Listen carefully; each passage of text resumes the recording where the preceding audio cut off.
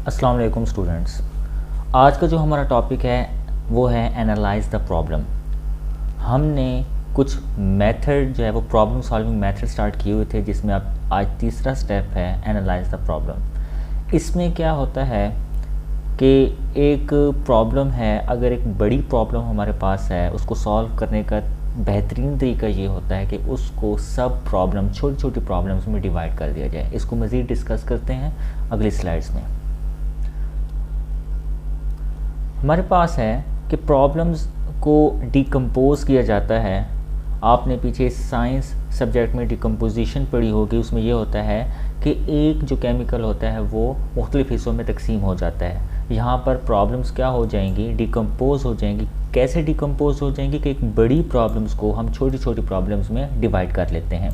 यानी कि जब हमारे पास छोटी छोटी प्रॉब्लम्स आ जाती हैं तो हम उन्हीं छोटी छोटी प्रॉब्लम्स को फिर सॉल्व करते हैं। सॉल्व सब प्रॉब्लम सेपरेटली, अलग अलग उन प्रॉब्लम्स को देखना है।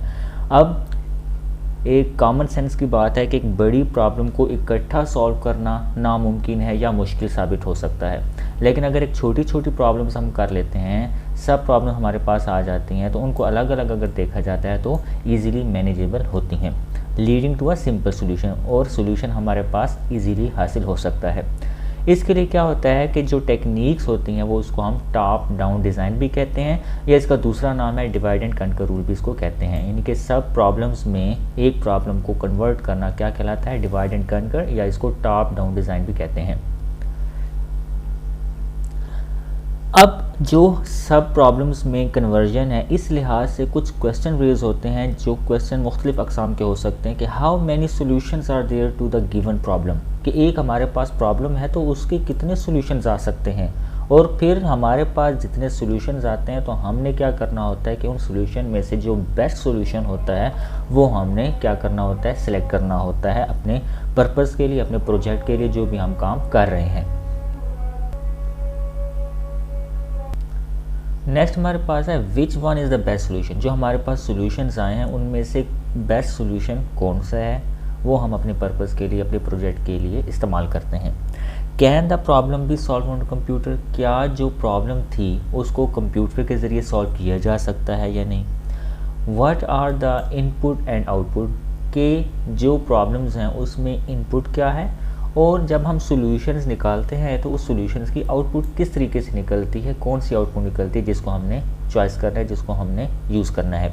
How can the bigger problem be divided into sub problems, कि जो हमारे पास एक बड़ी प्रॉब्लम है उसको कैसे हमने सब प्रॉब्लम में डिवाइड करना है। ये कुछ हमारे पास चंद एक क्वेश्चंस जहन में आते हैं जो कि हम प्रॉब्लम सॉल्विंग मेथड को जब डिस्कस करते हैं, और ख़ास तौर पर जो हमारा फेज़ है कि एनालाइज द प्रॉब्लम, उसमें हम ये क्वेश्चन जो है वो इनको देखते हैं, इनको स्टडी करते हैं, और इस हवाले से हमारे पास जो सोल्यूशंस आते हैं हम उनको सिलेक्ट करते हैं।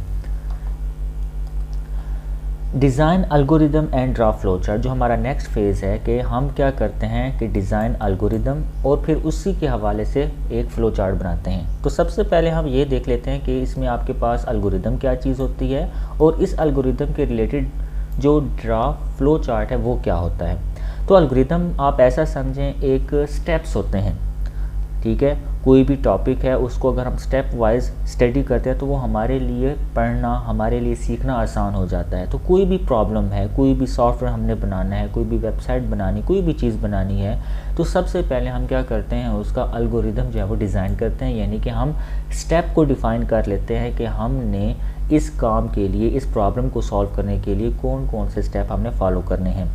इसकी सादा सी मिसाल ये है कि अब मैथ है, मैथ में कोई भी सवाल होता है तो उसके कुछ स्टेप्स होते हैं, कुछ स्टेप्स परफॉर्म करने के बाद हमारे पास उसका रिज़ल्ट आता है, उसका सॉल्यूशंस आता है। तो एल्गोरिदम यही है कि स्टेप्स है, ठीक है। तो designing the algorithm to solve the specific problem, के प्रॉब्लम को सॉल्व करने के लिए हम क्या करते हैं, एल्गोरिदम को डिज़ाइन करते हैं।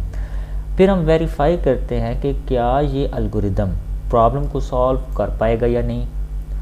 Difficult step in problem solving process, तो सब ये जो अल्गोरिदम है, जो सॉल्विंग प्रोसेस है, इनके हम जो मेथड पढ़ रहे हैं, सबसे जो मुश्किल काम है वो एल्गोरिदम बनाना है। क्योंकि एक दफ़ा जब एल्गोरिदम आपका बन जाता है तो फिर आप उसी को देखकर डाटा फ्लो चार्ट भी बना सकते हो, आप प्रोग्राम भी बना सकते हो, आप कोडिंग भी कर सकते हो और आपकी डिज़ायर्ड आउटपुट जो होती है वो भी हासिल कर सकते हो। तो सबसे डिफ़िकल्ट स्टेप क्या समझा जाता है? एल्गोरिदम का समझा जाता है।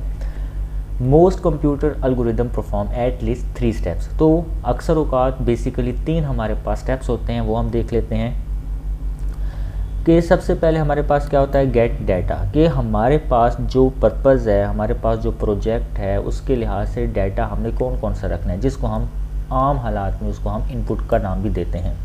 दूसरा स्टेप हमारे पास ये आता है कि परफॉर्म कंप्यूटेशन, यानी कि हम उस पर जो हमने इनपुट हमारे पास है उस पर फिर हम प्रोसेस करते हैं, उस पर हम मुख्तलिफ ऑपरेशंस परफॉर्म करते हैं, ये हमारी प्रोसेसिंग होती है। प्रोसेसिंग होने के बाद ये हमारे पास कुछ ना कुछ रिज़ल्ट शो करेगा जिसको हम आउटपुट का नाम देते हैं। तो ये बेसिकली हमारे पास 3 स्टेप होते हैं। ये हमने पीछे पढ़ा हुआ है 9th क्लास में भी कि CPU भी बेसिकली यही ऑपरेशन परफॉर्म करता है कि इनपुट रिसीव करता है, प्रोसेस करता है और आउटपुट हमारे पास शो करवाता है। नेक्स्ट हमारे पास है desk checking of the algorithm. अब डेस्क चेकिंग क्या है, इसका कंसेप्ट हम अगली स्लाइड्स में भी देखेंगे कि डेस्क चेकिंग होता क्या है एल्गोरिदम का। सिंपल यह है कि एल्गोरिदम को चेक किया जाता है, डीपली चेक किया जाता है।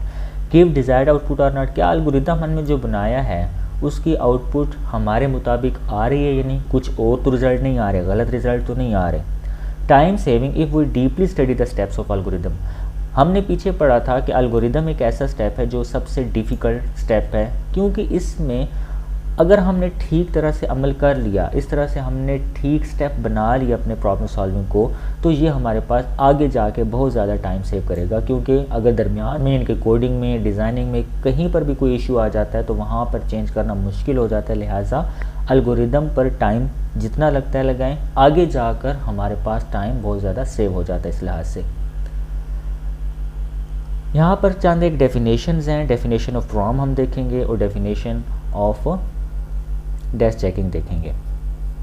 डेफिनेशन ऑफ प्रॉम में क्या है कि it is the set of instructions given to the computer to solve a particular problem. ये हम पिछली जमातों में भी पढ़ चुके हैं कि प्रॉम की डेफिनेशन क्या है, कि सेट ऑफ इंस्ट्रक्शंस हैं जो कि कंप्यूटर को दी जाती हैं और उसी इंस्ट्रक्शन के मुताबिक कंप्यूटर जो है वो एक ख़ास प्रॉब्लम को सॉल्व करता है, एक ख़ास प्रॉम करता है। और ये प्रोग्राम किसी भी प्रोग्रामिंग लैंग्वेज में लिखा जाता है। जो मशहूर लैंग्वेजेस हैं उसमें जावा है, जावा स्क्रिप्ट आ जाती है, C++ आ जाती है, C# आ जाती है, PHP आ जाती है, ये बहुत सारी लैंग्वेजेस हैं। इट्स अप टू यू कि आप कौन सी लैंग्वेज यूज़ करके वो प्रोग्राम जो है वो बना रहे हैं, वो सॉफ्टवेयर जो है वो बना रहे हैं। पीछे हमने जिक्र किया था डेस्क चेकिंग का, कि डेस्क चेकिंग की डेफिनेशन यहाँ पर देख लेते हैं कि it is the process of carefully observing the working of N algorithm. कि एल्गोरिदम की वर्किंग को हम डीपली ऑब्जर्व करते हैं कि क्या हमारा जो एल्गोरिदम है, हमने जो स्टेप डिफ़ाइन किए हैं, क्या ये सही तौर पर हमारे पास आउटपुट लाएंगे या नहीं लाएंगे। ये हमारे पास एक पेपर वर्क भी हो सकता है फॉर सम टेस्ट डाटा, और टेस्टिंग के तौर पर कुछ डाटा हम चेक कर सकते हैं। Algorithm is provided a variable set of input for which the output is examined. तो हमारे पास एल्गोरिदम क्या प्रोवाइड करता है कि एक मिसाल के तौर पर वेरिएबल हमारे पास प्रोवाइड करता है और हम उसकी आउटपुट चेक करते हैं। आउटपुट हम देख सकते हैं कि आया कि ये एल्गोरिदम जो हमने बनाया है वो हमारी प्रॉब्लम को ठीक तरह से सॉल्व कर पा रहा है या नहीं। इसको हम कहते हैं desk checking. In short desk checking का मतलब ये होता है कि डीपली हम ऑब्ज़र्व करते हैं कि हमने जो एल्गोरिदम के स्टेप बनाए हैं, टेक्निक जो हमने अपनाई है वो ठीक है या नहीं। नेक्स्ट हमारे पास आ जाता है कि ड्रा द फ्लो चार्ट। एक दफ़ा हमारे पास एल्गोरिदम सेट हो गया, हमने स्टेप्स डिफ़ाइन कर लिए, तो उसको देकर फ्लो चार्ट जो है वो बिल्कुल इजी हो जाता है बनाना। तो प्रोसेस आफ्टर डिज़ाइनिंग एल्गोरिदम, तो ये ऐसा प्रोसेस है जो कि एल्गोरिदम के बनाने के बाद आता है। Flow chart in fact maps, flow chart का मतलब है कि एक नक्शा, जैसे कि आप किसी मुल्क का नक्शा देखते हैं तो आपको उसके रकबे का अंदाज़ा हो जाता है, आपको उसकी शेप का अंदाज़ा हो जाता है, आपको उनके प्रोविंसेस का हो जाता है। तो हमारे पास फ्लो चार्ट का एक मैप है, हमें एक पिक्टोरियल फॉर्म में, एक पिक्चराइज फॉर्म में चीज़ सामने आ जाती है जिसको समझना ईजी होता है। पीछे भी मैं काफ़ी दफ़ा कह चुका हूँ कि जो पिक्टोरियल फॉर्म होती है वो एज़ कम्पेयर टू थ्योरेटिकल कोई चीज़ लिखी है उसको समझना मुश्किल है, जबकि पिक्चराइज जो फॉर्म है उसको समझना आसान है। तो ये क्या होती है, पिक्टोरियल रिप्रेजेंटेशन होती है। Help in understanding the flow control and data in the algorithm. और फ्लो चार्ट जो हमने बनाया ये क्या हमें समझाता है कि फ़्लो क्या होगा हमारे प्रोग्राम का, यानी कि फ़्लो का मतलब है कि हमने पहले नंबर पर क्या करना है, दूसरे पर क्या करना है, तीसरे पर क्या करना है, and so on. And data in the algorithm, और उस एल्गोरिदम में हमने डाटा कौन कौन सा इंसर्ट करना है। फिर आ जाता है राइटिंग द प्रोग्राम। एक दफ़ा हमारे पास एल्गोरिदम आ गया, एक दफ़ा हमारे पास फ्लो चार्ट आ गया, फिर हम उसके मुताबिक एक प्रोग्राम बनाते हैं, यानी कि उस एल्गोरिदम को हम कन्वर्ट कर देते हैं मुकम्मल एक प्रोग्राम में।